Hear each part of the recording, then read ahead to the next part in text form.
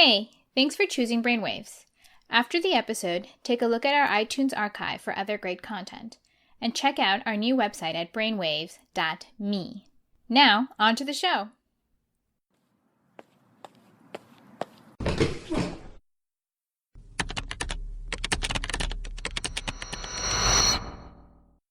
In December of 2012, we received a video message from Fame that showed a young girl who was about 12 years old who basically had these kind of strange movements and wasn't talking and seemed to be encephalopathic. And they wanted to know whether we thought this was real or whether she was just putting on a show for them.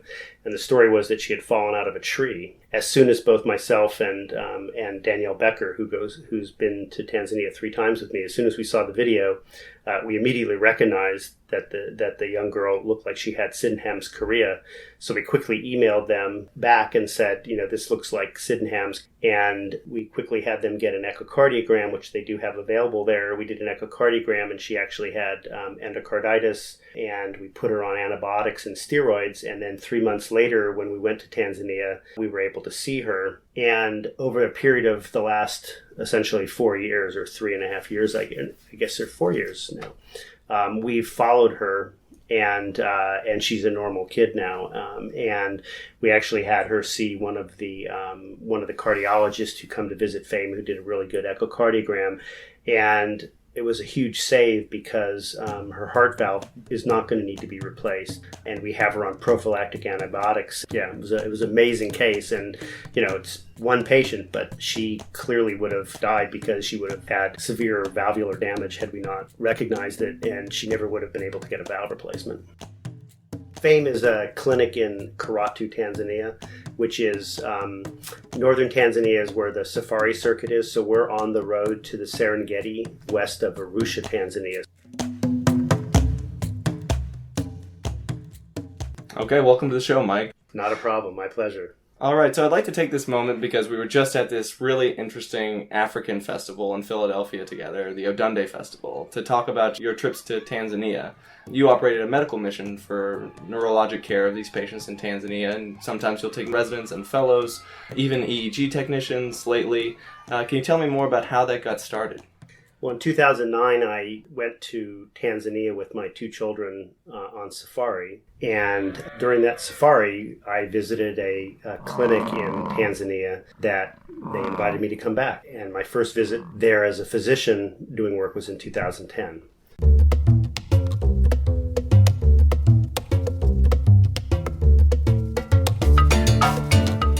FAME, it stands for the Foundation for African Medicine and Education. It was started in 2008 by Frank Artress and his wife, Susan Gustafson. FAME started as an outpatient facility, but their dream was to create a small hospital and a whole medical facility. So over the last 6 years that I have been affiliated with them and going twice a year, they've built a 2-bed ward hospital, 2 12-bed wards. They built a complete laboratory, 2 operating suites, the outpatient facility that they started with. So they primarily do outpatient work. Last year they saw upwards of 20,000 visits for the year. Okay, and that encompasses any field within medicine. The majority of the patients who come to FAME are general medicine patients, and the majority of volunteers come and don't run a regular clinic.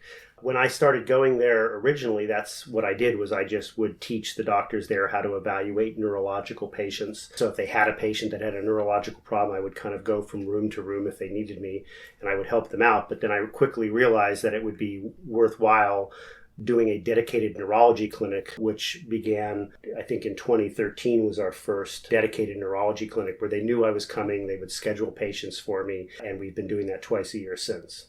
So how many people participate in the neurology clinic these days?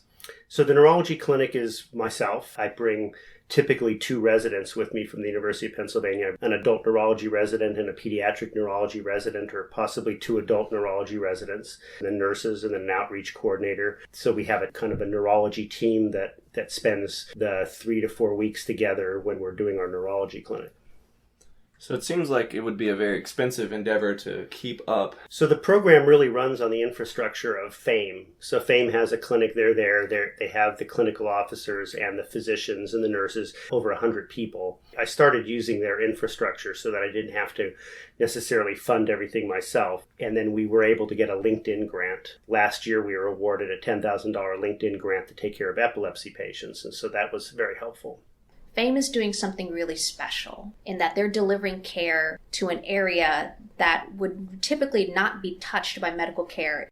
Dr. Antuvu is one of the former residents at the hospital of the University of Pennsylvania who went on a trip in 2015. The type of care that they're delivering, the quality, the attention that they give, in addition with the community partnership that they have, is unique in that setting.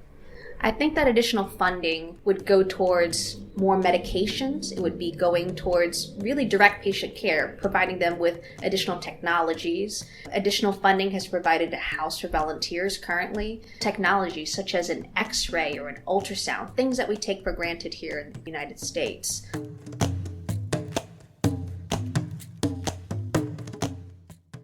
When we see patients now, so what we do is for our neurology clinic is that it's a subsidized clinic. The medications and any testing that they do is all for a set fee, which may be $2. Sometimes they can't pay that and we pay it for them. I was actually somewhat impressed with how people use the resources that were available, I should say. This is Dr. Jackie Goffshin, who's one of the child neurology fellows at the Children's Hospital of Philadelphia. Obviously, a lot of the patients coming for child neurology are epilepsy patients. And in that respect, we had a few anti-epileptic drugs. So from a medication standpoint, treating seizures, we had some initial options, but in our kids that were very refractory, that became a problem very quickly because usually we're limited to one or two choices. I think the bigger problem was actually we saw a very, very large group of cerebral palsy patients, particularly because home birth was still the most common form of childbirth. Over 50% of the kids that we saw had cerebral palsy of some sort, and spasticity was a huge issue. Getting things like physical therapy to help the overall quality of life were really not available. So at the hospitals that you and I work at, there are a lot of resources available for families and patients at home, and especially for pediatric patients, there are early intervention programs available for kids who have cerebral palsy and other developmental disorders. Besides having physicians available at the FAME clinic and other nearby facilities, what other kinds of programs are available for patients at home back in Karatu? So there are really not a lot of programs at all available at home. Even for some of our sickest kids, for example, I saw one family with two boys that both had Duchenne's muscular dystrophy. Both kids were no longer mobile. They did not have wheelchairs. They didn't have a way to get to some sort of bathroom. They didn't have a bathroom facility. And so we were working really hard to try to get people to donate wheelchairs for them because obviously, it was becoming very painful for them to not have chairs. So there were really limited resources for the home. When you're not there, how does the clinic survive or maintain its patient cohort, and what do the clinicians do with the neurologic care of these people? So we've established essentially a telemedicine kind of network that they send us emails. They frequently will send us emails of patients asking us what to do about either new patients that we'll then see when we go, or they'll ask us about follow-up on patients. I'm sure that the patients you see in Tanzania are very different from the patients that you'll see in Philadelphia in the United States. As a child neurologist, it's so unique because for better or for worse, I think we're very privileged in this country where we don't see the sequelae of a lot of the diseases that we treat very early. For example, I saw I saw many patients actually with infantile spasms that were never treated. And here we have the luxury where we tend to catch that pretty early. People have that very high on their radar.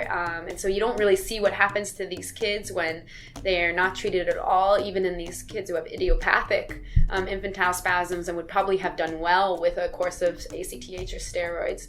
And now we see them sort of just regressing massively and have horrible, horrible epilepsy and the sequelae of not having those drugs available. And I think in those situations, you're also stuck with a weird conundrum because a lot of them are in somewhat unsanitary conditions. You don't want to throw steroids at them, and so what do you do and how do you weigh those options? What I noticed different about Karatu, being a smaller and a more rural and a more community-focused place, is that the attention to the amount of care that each patient got was very individualized.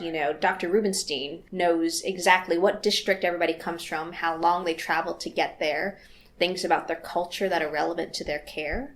And so we were actually able to tailor, what treatments were available to patients, taking into consideration how they would get their medications, how would they get physical therapy, how would they get, if they needed a CT scan, how difficult would that be to get, or, when did they need to come back and how they could do that. The main issue with treating patients there is we don't have the testing that we can do here. So we don't have the availability of doing CT scans on everybody. We have no availability of getting MRI scans. There are no MRI scans in the area. Testing such as blood levels for epilepsy. We can't do blood levels, so we're dosing pretty much to efficacy. So the features of how we manage the patients are very different. We're left with having to do things much more on a clinical basis. The diseases that we see the same headaches that we see here. We see the same back pain and neck pain that we see here. We get to see some interesting things like anthrax, leprosy. I've seen several cases of leprosy. A great case of Sydenham's chorea that we actually diagnosed over the internet. I tell people all the time that the bad news is there's no health insurance. The good news is there's no health insurance, so that things are cheaper. They don't have the inflated cost there. So a CT scan is $200. When you consider that the average annual income in Tanzania is $150 or less, so most families can't afford it.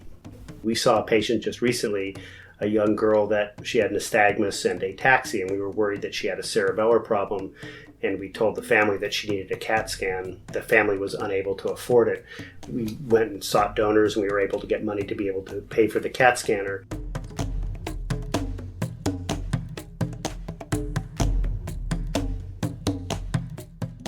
How do you handle your luxurious showers in Tanzania? We actually have plenty of water to take showers. The water in the volunteer housing where we stay, we have a house several houses that we stay in. They use a thing called a kuni boiler, which is a wood-fired water heater. The Maasai Askari, who kind of guard the property and walk around and check things out and make sure everything's okay, they usually fire it up at about 5 in the morning, and we have hot showers when we get up. That's incredible.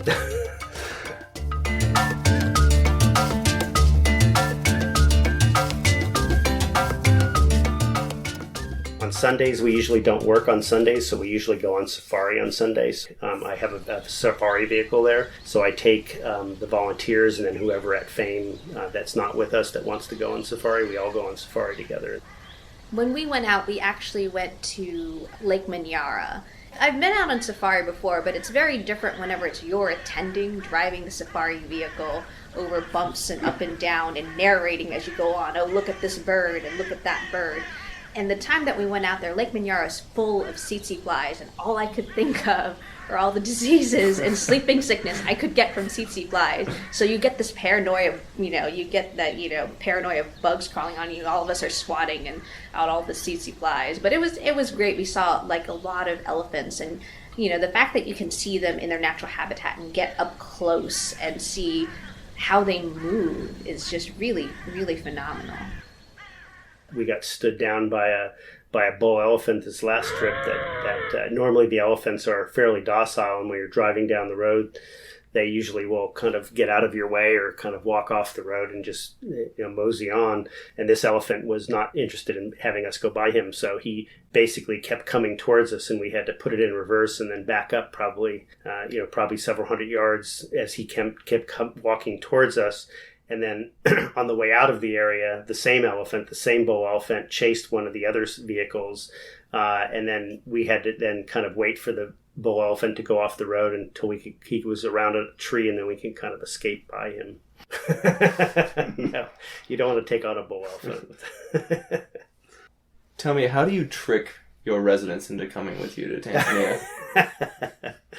I think one of the big things is the residencies are so difficult these days as far as the amount of work that you do and things. The residents, it's a commitment. It is a month that they have to go. So I don't have to trick anybody, obviously. I have a waiting list of people that want to go. I have people outside of the institution that want to go. and my hope is to grow this into a much bigger program. Where do you see FAME in the next 10 years? It's interesting because, I'm running a program that utilizes the infrastructure of FAME, but FAME has their own separate agenda. FAME is interested in developing a self-sufficient clinic in northern Tanzania that provides the very best of medical care. When I say self-sufficient, it will never be financially sufficient. It'll never be financially independent. It'll always have to be funded in some manner. So currently, FAME's budget is around $1.5 million a year, and they get that through private donations and through private funds through different groups. They take no government money, so they're non-governmental in Tanzania. They take no money from the Tanzanian government. For interested listeners out there, how can they go about donating to FAME? They have a website. It's fameafrica.org. So it's just FAME Africa.org. And you can donate directly on the FAME website. We don't have a mechanism from a neurology standpoint, though. If anybody wanted to contribute specifically to neurology, they could just put that down in their donation to FAME, and FAME kind of segregates that money. So I do have a budget when we have funding that goes through FAME. But that would be the best way. And then I think it's also open to other people. If people wanted to look at that and wanted to travel there as a volunteer, they can certainly contact FAME and begin that discussion. Is there anything else that you'd like to tell us about your trips to Tanzania, or the teaching that you are involved in as far as the residents and fellows and the patients that you see? There's a huge need for neurology from a global standpoint. So when you look at world health, neurology plays a very significant role in the amount of disease and disabling disease.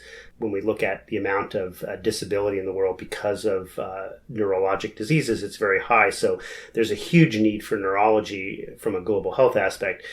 From a resident standpoint, I recognized early on going there that this was a huge opportunity from an educational standpoint. I'm an educator. I'm a clinician. I'm not a researcher.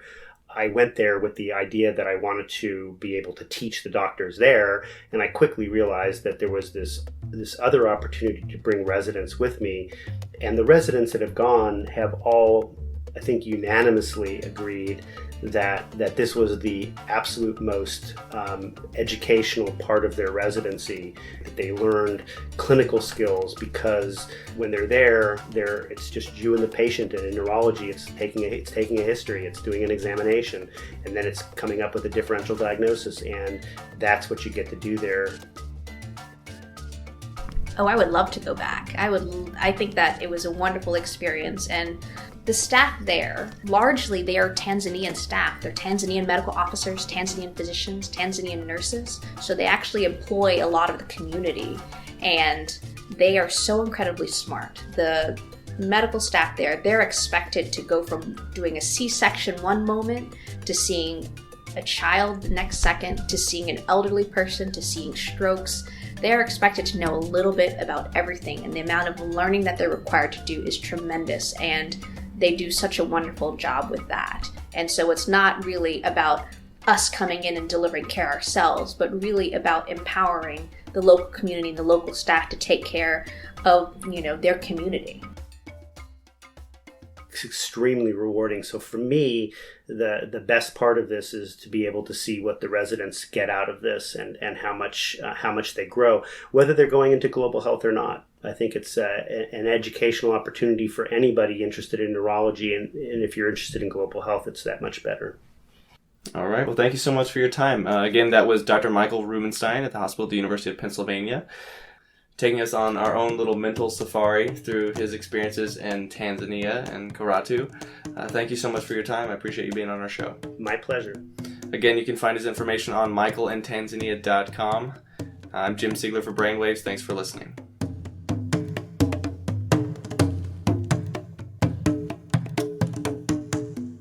Thanks for listening to BrainWaves today.